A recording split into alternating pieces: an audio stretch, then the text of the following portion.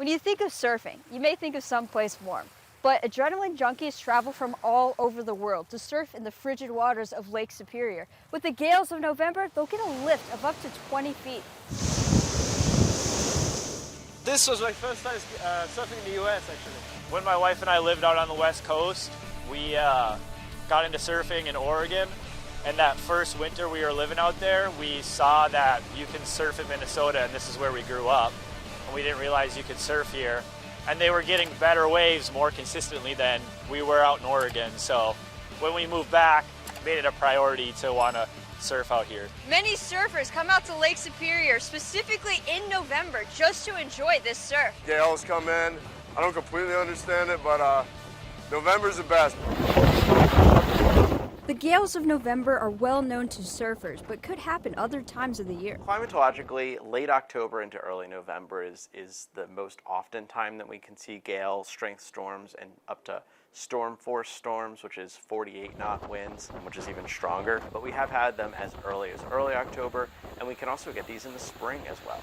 As we transition from warm, moist air of summer to the cold Arctic air of winter, powerful weather patterns tend to develop in the fall. We get into a very active weather pattern where these low pressures can deepen very deep. High pressures are coming in from the north, bringing in Arctic air, and this can cause really strong winds and large waves on Lake Superior. Surfers use the wind forecast to know when and where to hang 10. If you're getting the wind, it's like, all right, I'm gonna go drive around and look for waves now. Hopefully there's something. And sometimes you get skunked, and that's just kind of part of it. Just seeing the 40 mile per hour or 40 knot winds yesterday, knowing that it was going to be like this today, nice, good cleanup. The strength and direction are both crucial. The main thing that everyone's looking for is like a northeast wind blowing between like 13 knots and greater. The harder it's blowing across that lake, the bigger the waves are going to be. My friends and I were looking at the winds yesterday. There was a lot of wind coming in, and then it was supposed to sort of switch to this morning. And so kind of getting the residue of yesterday and last night, and hopefully get some good waves. And I mean, this is pretty nice, yeah. A shift in wind direction can determine where the surfing conditions are ideal. You need is like a lot of wind coming on shore, and then like what it was this morning, it came offshore, and so the wind blows up on it, and it cleans it out kind of. Like the littlest shift in like the direction of the wind can make different spots work or not work or different things. So kind of as someone that's surfing kind of gets more experience, and the more they go out, the more that you kind of learn what spots work with what wind conditions. There are challenges with surfing on such a large, powerful lake. It's fresh water, so you're just kind of like pounding. And so Park Point is usually super tough when the wind's coming on shore. So it's just like you can't get out there unless you're just paddling for your life. And then you look up and you're just like, wow, I've made no ground at all.